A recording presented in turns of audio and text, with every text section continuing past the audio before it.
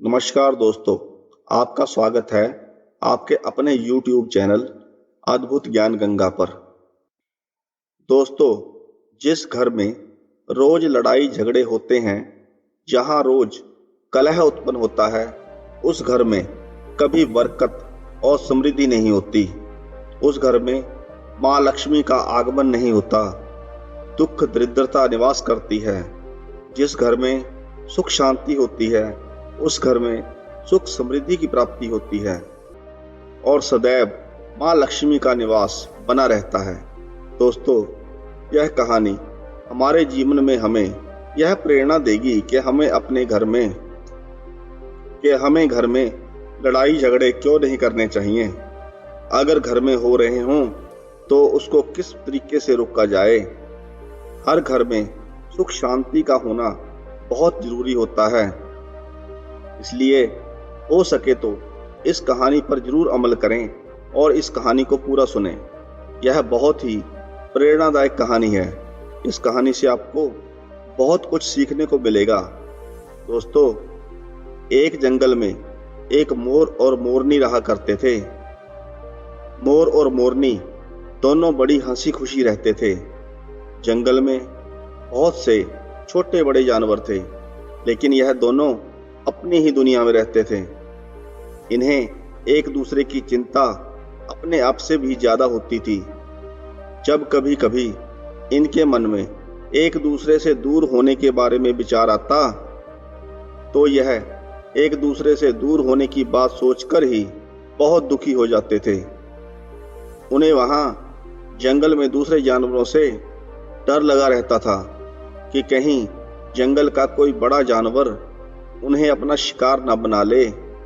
एक दिन इसी चिंता ने मोरनी को बहुत परेशान कर दिया और कुछ सोचकर वह मोर से बोली कि पिया जी, हमें यहाँ से कहीं और चलना चाहिए। किसी ऐसे स्थान पर चलना चाहिए जहाँ पर हमारे समाज के पक्षी रहते हों या काफी सारे मोर और मोरनी रहते हों।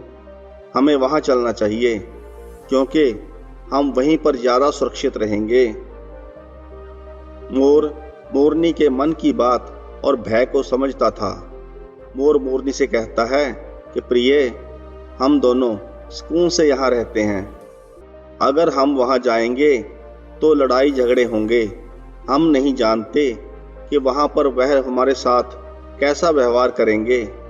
लेकिन मोरनी बार बार जिद करती है और मोर को दूसरी जगह पर जाने के लिए मना लेती है।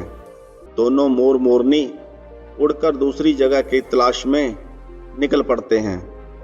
रास्ते में एक नगर पड़ता है। दोनों उस नगर में रुक जाते हैं। उस नगर का राजा पशु पक्षियों की भाषा को अच्छी तरह समझता था। राजा सभी पशु पक्षियों की आवाज को समझता था। हर जीव जंतु की आवाज को सुनकर समझ जाता था कि वह क्या बोल रहे हैं। दोनों मोर और मोरनी उसके नगर में आ जाते हैं। एक दिन की बात है। राजा अपनी रानी के साथ घूमने के लिए राज्य के दूसरे हिस्से में जाता है। दोस्तों, जहां राजा रुकता है उस घर के सामने ही वह बाग भी होता है जहां पर वह मोर और मोरनी भी रह रहे थे। राजा अपनी रानी से कहता है कि रानी, मुझे बहुत तेज भूख लगी है, इसलिए आप मुझे भोजन खिला दीजिए। राजा की रानी एक हाथ में भोजन की थाली और दूसरे हाथ में पानी का लोटा लेकर राजा के समक्ष आती है। राजा को भोजन परोस देती है। दोस्तों, जैसे ही राजा के सामने भोजन की थाली रखी जाती है तो चावल का एक दाने का टुकड़ा जमीन पर गिर जाता है। वहीं पर कुछ चींटियां घूम रही थी। एक चींटी उस चावल के टुकड़े को उठाकर धीरे धीरे वहां से जाने लगती है। राजा इस घटना को देख रहा था।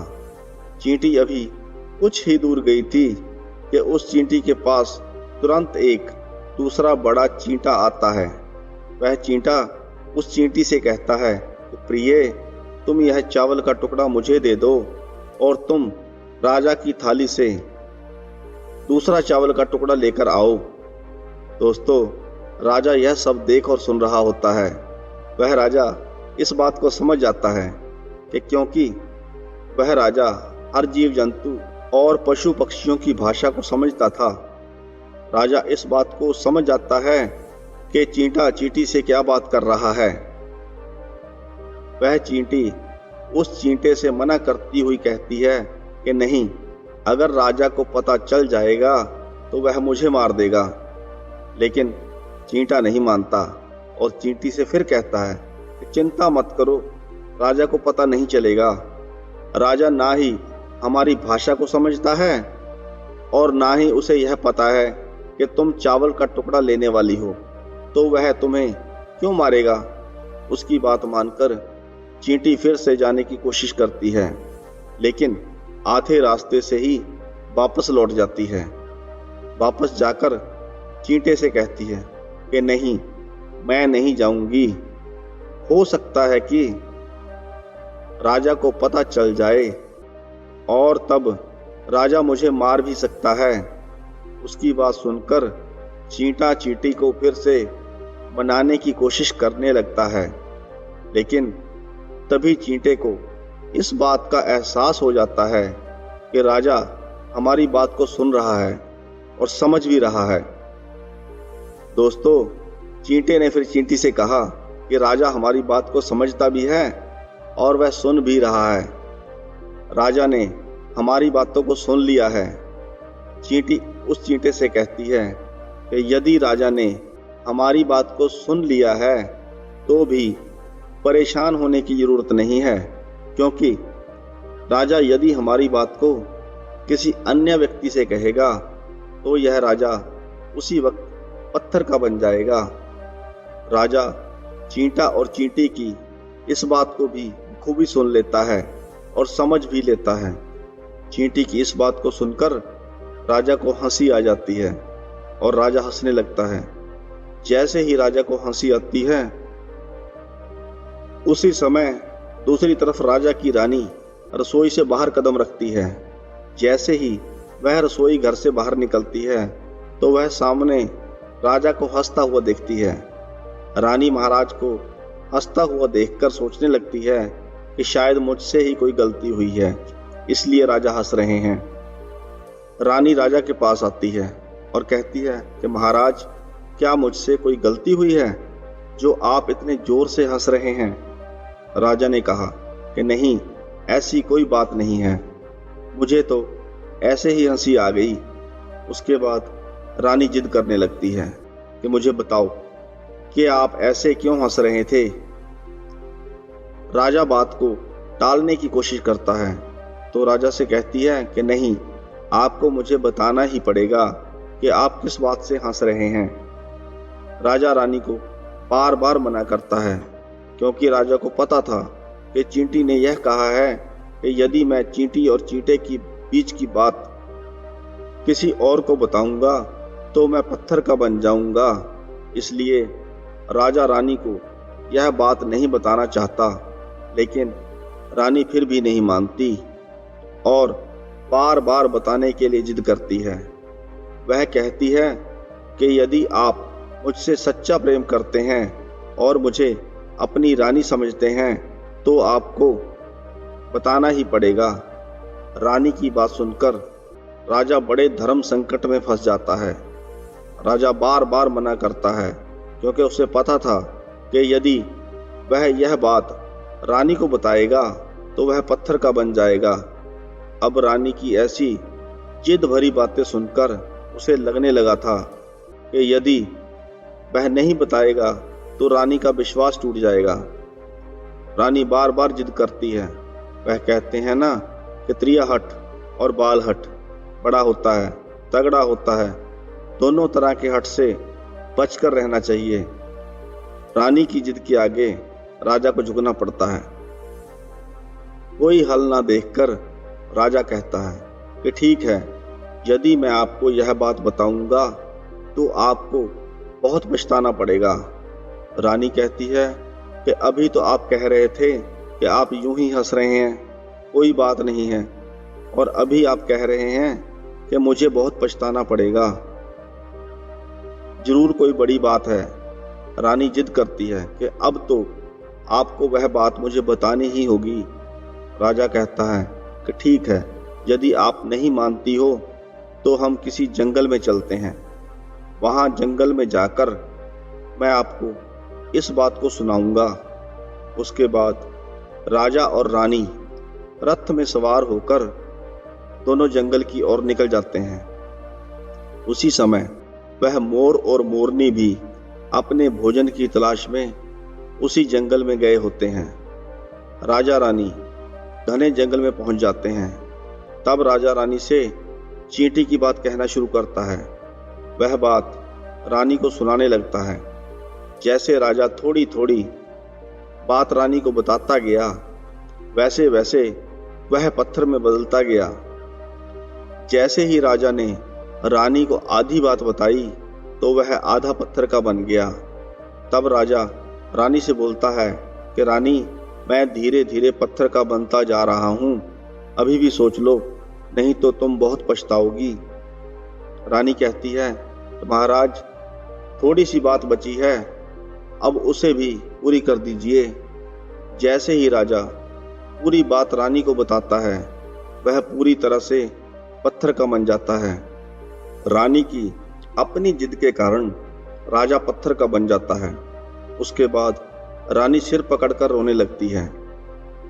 वह उस पत्थर को हिलाने की कोशिश करती है, लेकिन वह भारी पत्थर हिल ही नहीं रहा था, क्योंकि राजा बहुत शक्तिशाली था, बहुत भारी था। राजा के पत्थर का बन जाने के बाद रानी बहुत पछताती है, खूब विलाप करती है, चारों ओर विलाप करते हुए मदद के लिए पुकारती है। वह पेड़ पौधों, जीव जंतु, हर किसी से सहायता के लिए पुकार करती है। इस घटना को वह मोर और मोरनी दोनों देख रहे थे। तब रानी का विलाप देखकर मोर मोरनी को उस पर दया आ जाती है। मोर मोरनी से कहता है कि प्रिय, यह होती है त्रियाहट। हम भी पहले जंगल में बड़े आराम और सुकून से रह रहे थे और आपके हट के कारण हम यहाँ चले आए। मोरनी कहती है कि पिया जी, यह रानी बहुत दुखी हो रही है, हमें इसकी सहायता करनी चाहिए। यह इतना रो रही है, विलाप कर रही है, हम इसकी ज्यादा सहायता तो नहीं कर सकते, लेकिन कम से कम इसे धीरज तो बंधा ही सकते हैं, इसको थोड़ा भरोसा तो दिला ही सकते हैं। यह सोचकर मोर मोरनी दोनों रानी के पास जाते हैं और जाकर कहते हैं कि रानी साहिबा, जो हुआ वह गलत हुआ, लेकिन जो हुआ सो हुआ। आप थोड़ा धैर्य रखिए, अपने आप को संभालिए, आपके पीछे आपका पूरा राज्य है। अब सारे राज्य का कार्यभार आपको ही संभालना है। मोर मोरनी की यह बात सुनने के बाद रानी उनसे कहती है कि मैं अपने आप को किस तरह से संभालूं, क्योंकि मेरा संसार ही उजड़ गया है। हमारे महाराज यानी मेरे पति परमेश्वर पत्थर के बन गए हैं, अब मैं क्या करूं? रानी की बात सुनकर मोरनी के मुंह से यह निकल जाता है कि राजा पत्थर के कैसे बन गए? यह तो इंसान थे, फिर पत्थर कैसे हो गए? मोरनी की बात सुनकर रानी उसे राजा के पत्थर बनने की वह सारी बात बताती है जो राजा ने उसे सुनाई थी।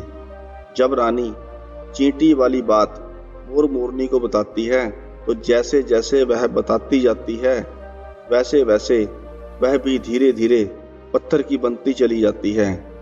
जैसे ही रानी की बात खत्म हुई, रानी पूरी तरह से पत्थर बन गई। उन दोनों को पत्थर का बना हुआ देखकर मोर और मोरनी को यह चिंता सताने लगती है कि यह संकट हम पर भी आ सकता है। वह समझ चुके थे कि जो भी यह चींटी चींटा की बात और किसी को बताएगा, वह पत्थर का बन जाएगा। वह इससे बहुत चिंतित हो जाते हैं, क्योंकि राजा भी चींटी वाली बात को बताकर पत्थर का बन चुका है और रानी भी चींटी वाली बात बताकर पत्थर की बन चुकी है। मोर मोरनी से कहता है कि यह संकट हमारे ऊपर भी मंडरा रहा है और तुम स्त्रियों की जुबान पर कोई भी बात टिकती नहीं है, रुकती नहीं है। तब मोरनी मोर से कहती है कि पिया जी, क्या यहाँ से दूर चलें? तब मोर मोरनी से कहता है कि दूर जाने से क्या फ़ायदा होगा? यह संकट तो धरती के किसी भी कोने में हमारा पीछा नहीं छोड़ेगा। यह हमेशा हमारे ऊपर मंडराता रहेगा। यदि जाने अनजाने में हमारे मुख से यह बात निकल गई तो हम दोनों भी पत्थर के बन जाएंगे। इस बात को लेकर दोनों मोर मोरनी बहुत परेशान हो जाते हैं, बहुत चिंतित हो जाते हैं। अब रात दिन उन्हें यही दुख खाए जा रहा था। इस दुख के कारण ना तो ठीक से भोजन कर पाते और ना ही सो पाते थे। बस दिन रात हमेशा उन्हें यही परेशानी रहती कि कहीं यह बात हमारे मुख से निकल ना जाए। यदि हमारे मुख से यह बात निकल गई तो हम दोनों पति पत्नी पत्थर के बन जाएंगे। इस बात को लेकर मोर के मन में एक विचार आया कि यदि मैं सारी चींटियों को नष्ट कर दूं तो यह सब खत्म हो सकता है, क्योंकि यह सब किया धरा तो उस चींटी का ही है। यह बात सोचकर मोर मोरनी से कहता है कि प्रिय, यदि हम सृष्टि से सारी चींटियों को खत्म कर दें तो तुम्हारा यह संकट खत्म हो जाएगा। यह सोचकर मोर मोरनी चींटियों को मारकर खाना शुरू कर देते हैं। ढूंढ ढूंढ कर चींटियों को मारना शुरू कर देते हैं। चारों तरफ मोर मोरनी का आतंक इतना फैल गया कि चींटियां इनके सामने आने से भी डरने लगी। मोर मोरनी हर तरफ अपनी नज़र रखते थे। जहाँ भी उन्हें चींटी नजर आती थी वह उन्हें खा जाते थे। सभी चींटियों ने अपने घर धरती के अंदर बनाने शुरू कर दिए। उनके डर से कोई भी चींटी धरती से बाहर नहीं आती थी। सारी चींटियां जमीन के अंदर बिल बनाती हैं और उसमें छुपकर बैठ जाती हैं। काफी समय हो जाने के बाद इन चींटियों को भूख सताने लगी।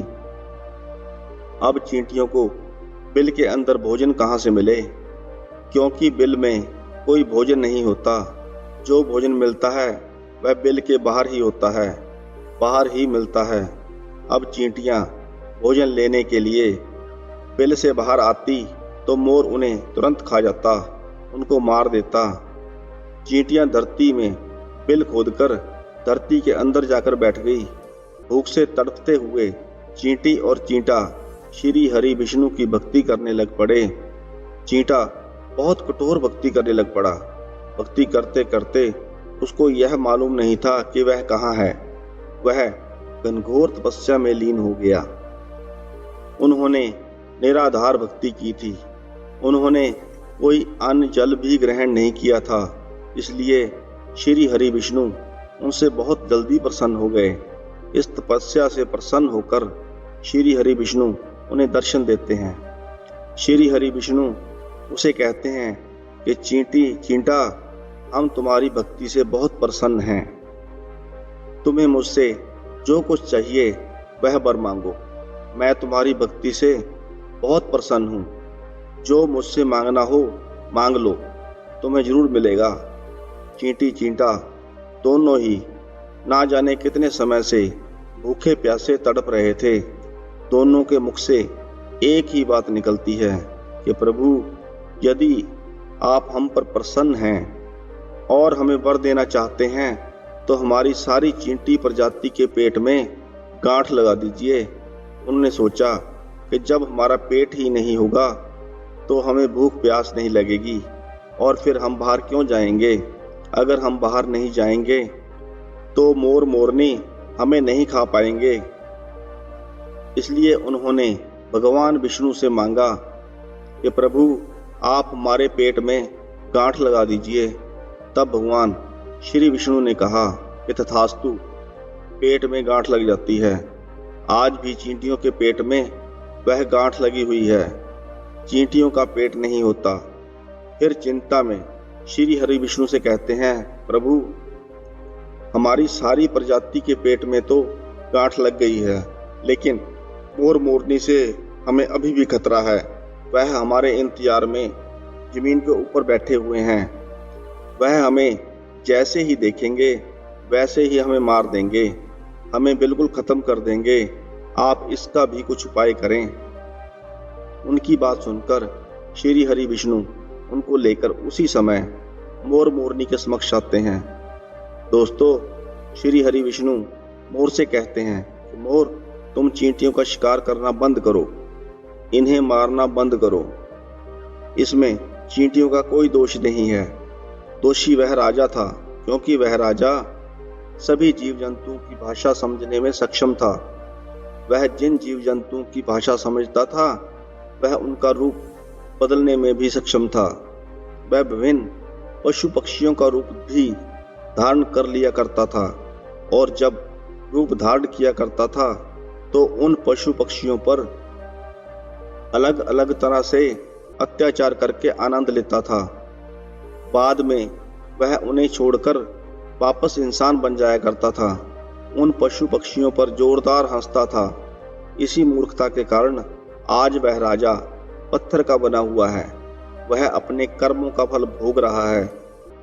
फिर मोर कहता है कि प्रभु, अगर ऐसा है तो उसकी पत्नी का इसमें क्या दोष है? उसे पत्थर का क्यों बनना पड़ा? श्री हरि विष्णु कहते हैं कि उनकी रानी भी उसकी बराबर की भागीदार है।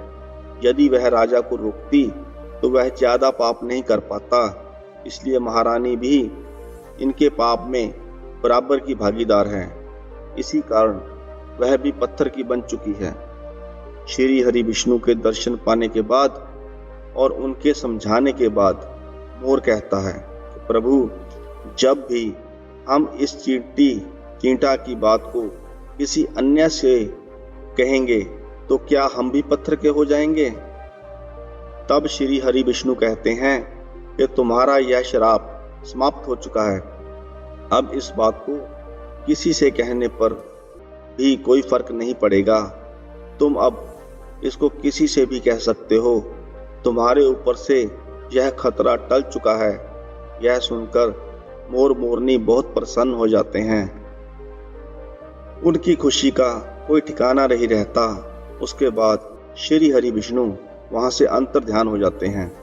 उधर मोर मोरनी खुश होकर नाचने लगते हैं। जब भी किसी जीव जंतु या इंसान को खुशी होती है तो वह खुशी के मारे नाचने लगता है, घूमने लगता है, जश्न मनाने लगता है, खुश होने लगता है। यही हाल उन मोर मोरनी का था।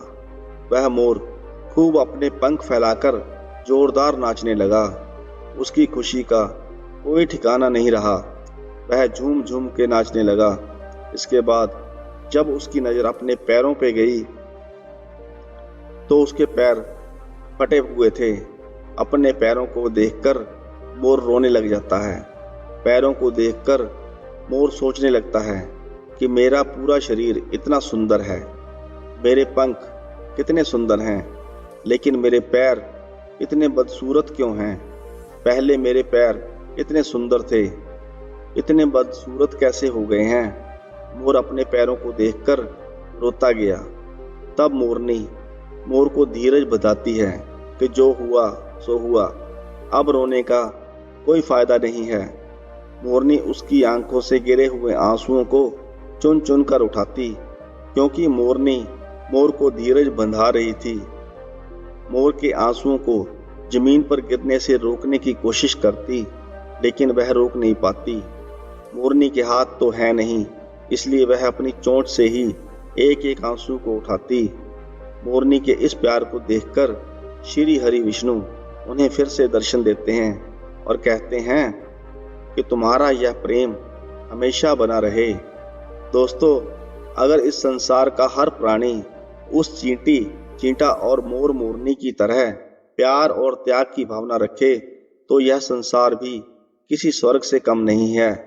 दोस्तों, हम सबको अपने जीवन में ऐसा बनने की कोशिश करनी चाहिए। अगर आपको यह कहानी पसंद आई हो तो वीडियो को लाइक करें, चैनल को सब्सक्राइब करें। कहानी को अंत तक सुनने के लिए आपका बहुत धन्यवाद।